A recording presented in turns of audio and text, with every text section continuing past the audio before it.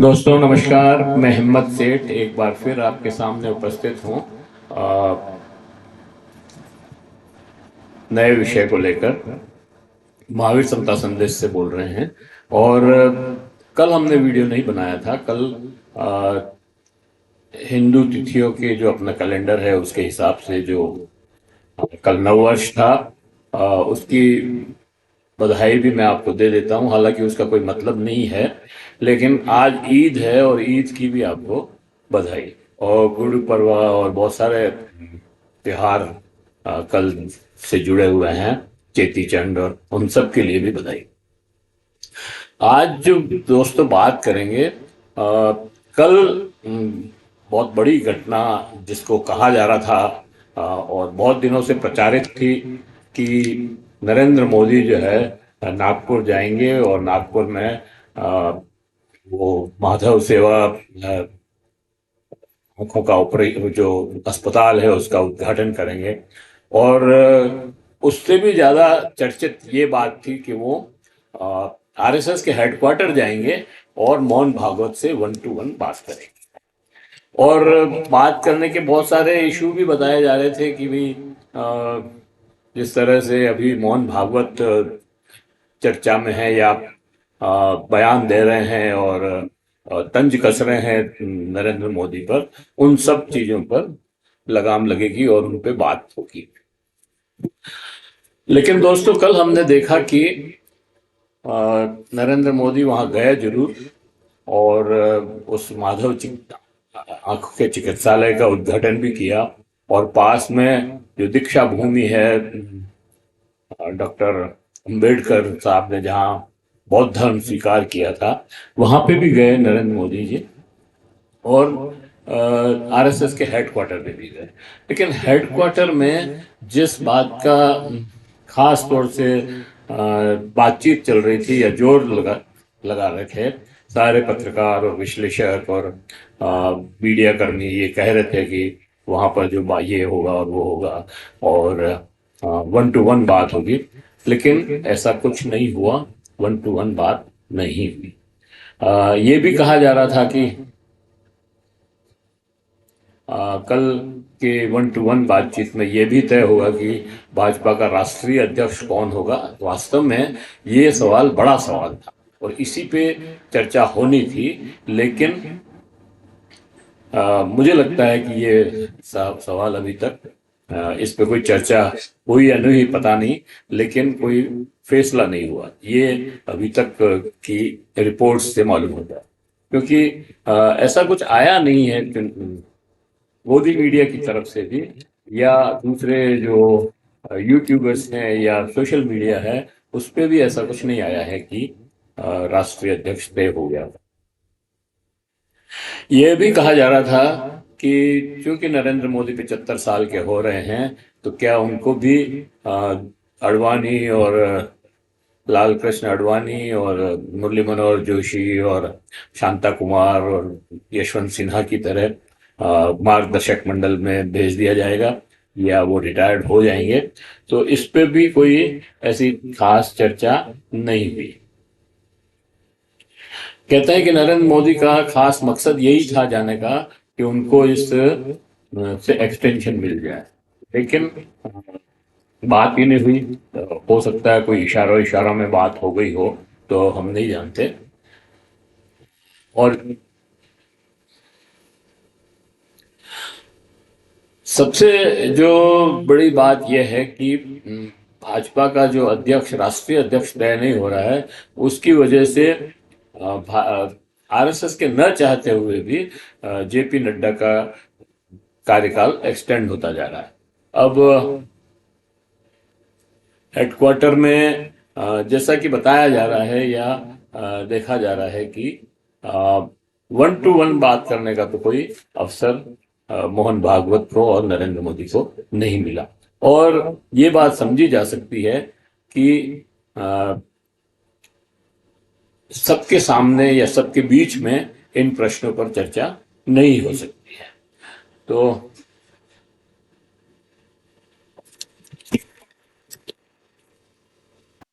तो फिर क्या हुआ जाने का? जो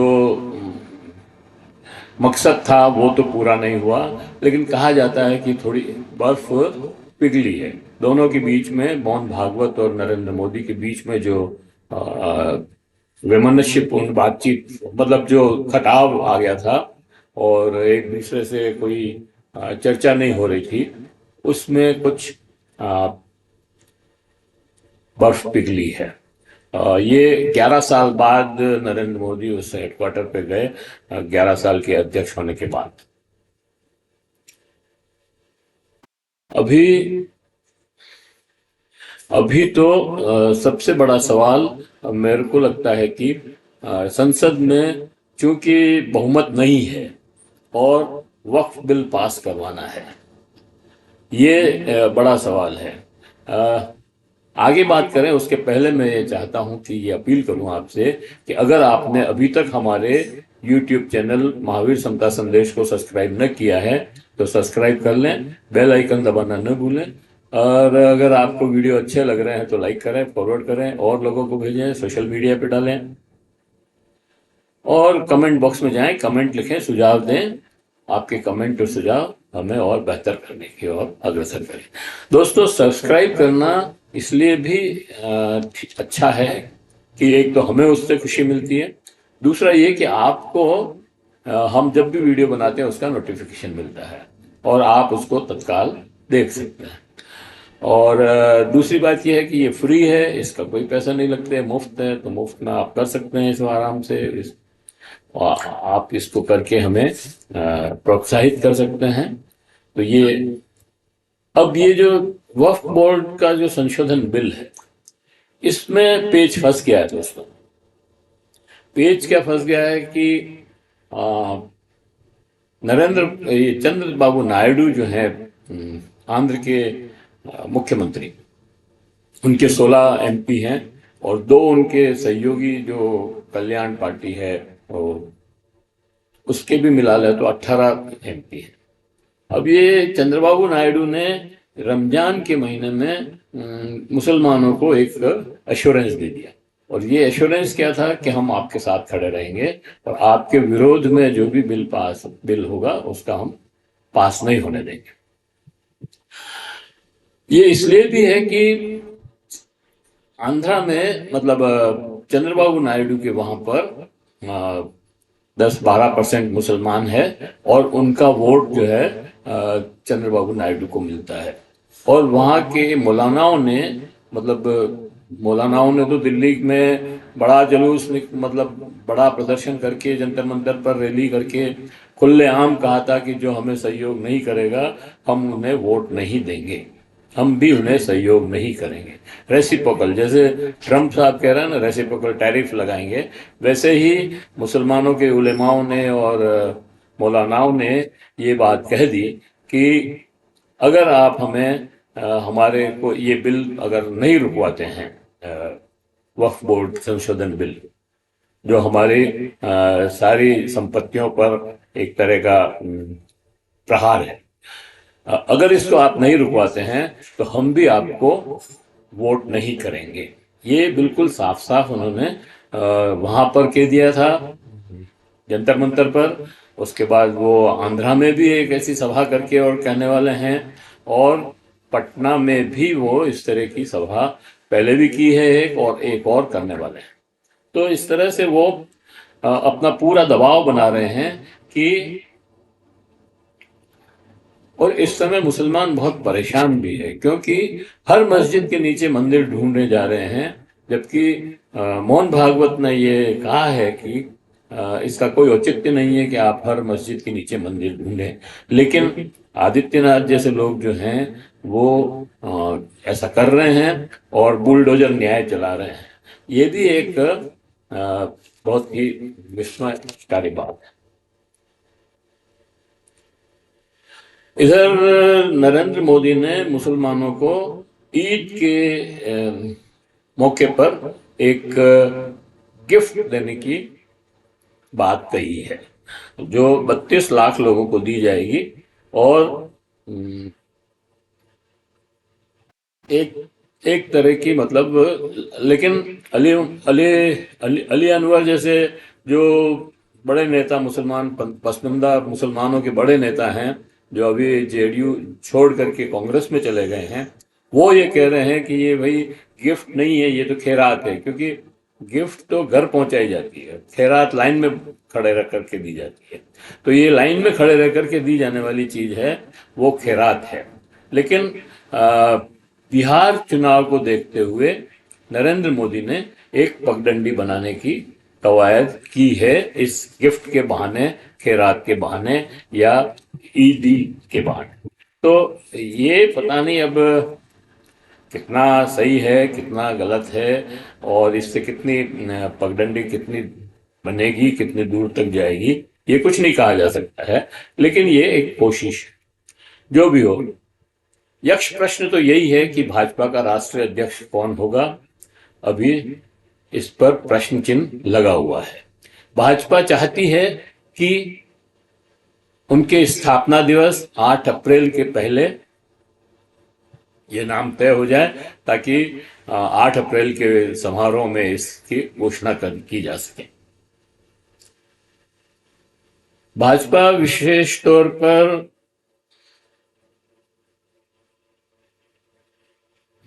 इसमें मुश्किल यह है कि भाजपा विशेष तौर पर गुजरात लाबी अपने पसंद का अध्यक्ष बनाना चाहती है, और आरएसएस और मोहन भागवत अपने पसंद का। उनकी पसंद तो गडकरी और संजय जोशी पर खत्म हो जाती है। मतलब आरएसएस की, मोहन भागवत की जो पसंद है वो या तो ये संजय जोशी हैं और या गडकरी है। इनके ऊपर इनकी दौड़ खत्म हो जाती है। लेकिन नाम तो कई चल रहे हैं, मसलन वसुंधरा राजे, शिवराज सिंह चौहान, योगी आदित्यनाथ, देवेंद्र फडणवीस, और ऐसे कई नाम हैं। गडकरी तो है ही। और एक और बात यह है कि अगर नरेंद्र मोदी को अपनी आयु के चलते रिटायर्ड होना पड़ा, मान लीजिए 75 ईयर्स होने के बाद, तो यह भी एक प्रश्न, बड़ा प्रश्न है कि उनका सक्सेसर कौन होगा। और ये दोनों चीजें एक दूसरे से जुड़ी हुई है। जो अध्यक्ष होगा उसके बाद ही ये तय होगा कि उनका सक्सेसर कौन होगा। और ये जब तक हल नहीं होता है, राष्ट्रीय अध्यक्ष का नाम जब तक डिक्लेयर नहीं होता है, तब तक सक्सेसर भी तय नहीं हो सकता है। अब बहुत से लोग ये कहते हैं कि भाजपा संघ बहुत नाराज है भाजपा से, और संघ ने मतलब अपना हाथ खींच लिया था तो पार्लियामेंट में 240 सीटें ही आई, सांसद ही जीत कर आए, और हरियाणा और महाराष्ट्र में वापस सहयोग किया तो थम्पिंग मेजोरिटीज आई। बात तो सही है कि दोनों जगह थम्पिंग आई और वहां पे, लेकिन मैं इस बात को इतना तवज्जो नहीं देता। मैं ये मानता हूं कि दोनों एक हैं, और हर चुनाव में संघ ने पूरा साथ दिया है। अगर संघ साथ न देता तो भाजपा की स्थिति 1984 की जैसे हो जाती। 1984 में आपको मालूम होगा 2 सीटें आई थी, और उस समय संघ ने क्यों नहीं साथ दिया था, उसका बड़ा कारण। एक कारण तो ये था कि भारतीय जनता पार्टी का उस समय गठन हुआ था, और उस समय अटल बिहारी वाजपेयी ने ये घोषणा की थी कि हम गांधीयन समाजवाद के लिए काम करेंगे, और संघ जो है गांधी का नाम सुनना ही नहीं चाहती। इसलिए संघ खफा थी उस समय। दूसरा ये था कि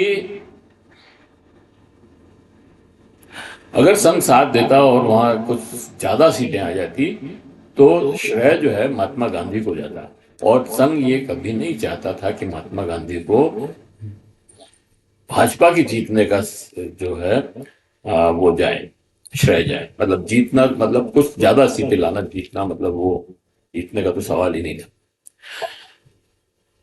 तो लेकिन और दूसरी बात ये थी कि राजीव गांधी उस समय नए नए आए थे, जो प्रधानमंत्री बने थे इंदिरा गांधी के मृत्यु के बाद।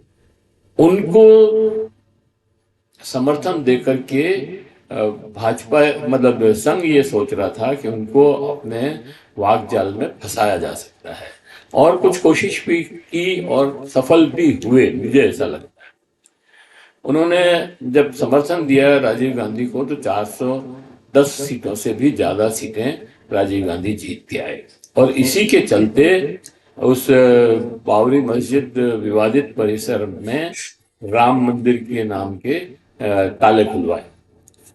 ये राजीव गांधी ने ताले जो खुलवाए थे वो भाजपा के इशारे, मतलब भाजपा सॉरी आरएसएस के इशारे से ही खुलवाए थे। और आरएसएस के और राजीव गांधी के मत के बीच में जो मध्यस्थ थे वो शायद अरुण नेहरू थे। अरुण नेहरू चाहते थे कि यहाँ पर राम मंदिर बन जाए, और उन्होंने शिलान्यास भी करवाया। ये सारी बातें आरएसएस के माध्यम से और अरुण अरुण नेहरू के मध्यस्थता से हुई। अब जो लोग ये कहते हैं कि संघ ने हाथ खींच लिया इसलिए 240 सीटें ही आई, तो मेरा सवाल ये है कि क्या संघ ने बंगाल में भी हाथ खींच लिया था इसलिए वहां हारी? 70 सीटें ही आई 240 300 290 में से। और क्या वहां तो ममता जीत के आई थी? और कर्नाटक में और तेलंगाना में भी क्या आरएसएस ने हाथ खींच लिया था इसलिए भाजपा हारी थी? तो ये कोई बात नहीं है। मतलब चुनाव दर चुनाव भाजपा और जनसंघ तो हारती रही है, और हारने का रिकॉर्ड है, जमानत जब्त कराने का रिकॉर्ड है आरएसएस और भाजपा का, जनसंघ और भाजपा का। इसलिए ये कहना कि आरएसएस के वजह से जीत गए या आरएसएस की वजह से हार गए, ये नहीं है। आरएसएस हमेशा काम कर रही है। भाजपा का असली कार्यकर्ता तो आरएसएस का कार्यकर्ता ही है। अगर आरएसएस का कार्यकर्ता काम नहीं करेगा भाजपा के लिए तो भाजपा को तो किसी कोने में भी जगह नहीं मिलेगी। तो ये कहना बिल्कुल सही नहीं है कि आरएसएस ने हाथ खींच लिया। ये जरूर है कि आरएसएस इस हार का की जिम्मेदारी अपने ऊपर नहीं लेना चाहती, इसलिए ये बयान दे रही है कि आरएसएस ने हाथ खींच लिया इसलिए भाजपा हार गई। बाकी ऐसा कुछ नहीं है। आरएसएस और भाजपा को मैं तो अलग मानता ही नहीं, दोनों एक ही चीज है। अगर भाजपा हारी है तो आरएसएस तो स्वतः हार गई है, मतलब उसका कोई। और आरएसएस की प्रोग्रेस जो प्रोग्रेस आरएसएस के इन 10 सालों में हुई है नरेंद्र मोदी की सरकार में, वो पिछले 100 साल में कभी नहीं हुई। और आप देखिए कि अभी जैसे डंडावाला के वहाँ 12 मंजिले 3 ब्लॉक बन रहे हैं, तो वो सब कहाँ से आ रहा है? पैसा कौन दे रहा है? तो नरेंद्र मोदी ही बनवा रहे हैं ये सारे। और नरेंद्र मोदी ने आरएसएस के सारे एजेंडे को, जो 370 का हो या राम मंदिर का हो या CAA और एनआरसी का हो, सारे मुद्दे जो है उन्होंने अपने दादागिरी से संसद में पास करवाए। मतलब दादागिरी का मतलब ये कि 150 लोगों को अगर आप संसद को निलंबित कर दोगे और बिल पास करवाओगे तो उसको दादागिरी ही कहा जाएगा, उसको लोकतांत्रिक नहीं कहा जा सकता।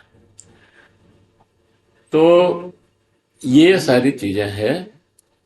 भाजपा का राष्ट्रीय अध्यक्ष, तो दोस्तों ये अभी भी तय नहीं है कि भाजपा का राष्ट्रीय अध्यक्ष कौन होगा, और ये अब लगभग तय माना जा रहा है कि भाजपा का राष्ट्रीय अध्यक्ष संघ की पृष्ठभूमि का ही होगा, यानी योगी आदित्यनाथ नहीं होंगे, क्योंकि वो संघ की पृष्ठभूमि से नहीं है। वो हिंदू महासभा या हिंदू वाहिनी के नेता थे और उसकी वजह से वो भाजपा में से जुड़े हैं।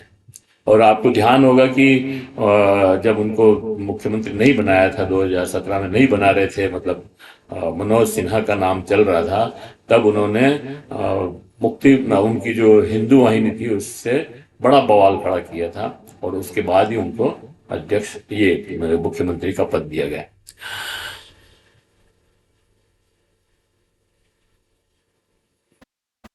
और नरेंद्र मोदी का सक्सेसर भी आरएसएस की पृष्ठभूमि का ही होगा।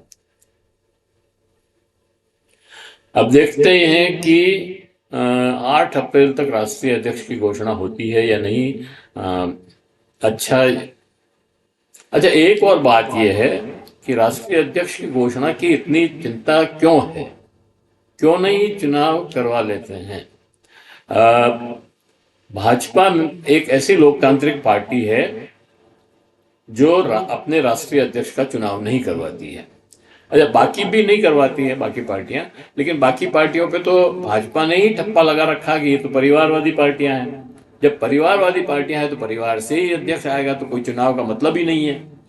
लेकिन भाजपा अपने आप को लोकतांत्रिक पार्टी मानती है, लेकिन लोकतांत्रिक पार्टी मानते हुए भी चुनाव से परहेज करती है, ये बड़ा सवाल।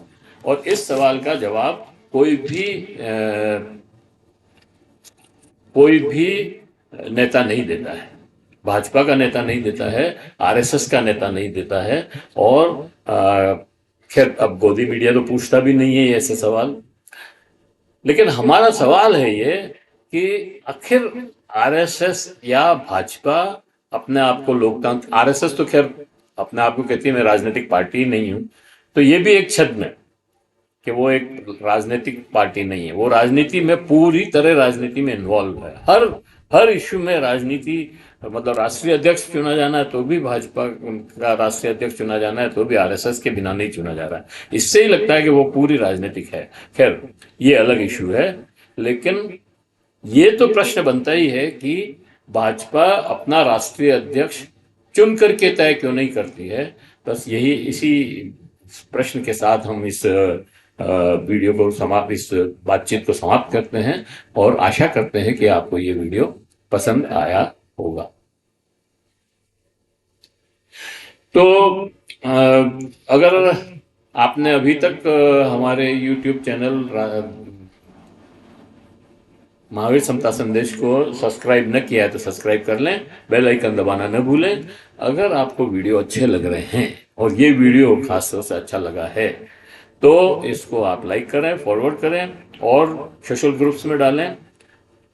कमेंट बॉक्स में जाएं, कमेंट लिखें, सुझाव दें। आपके कमेंट और सुझाव हमें और बेहतर करने की ओर अग्रसर करेंगे। जय हिंद, जय भारत। मिलते हैं फिर और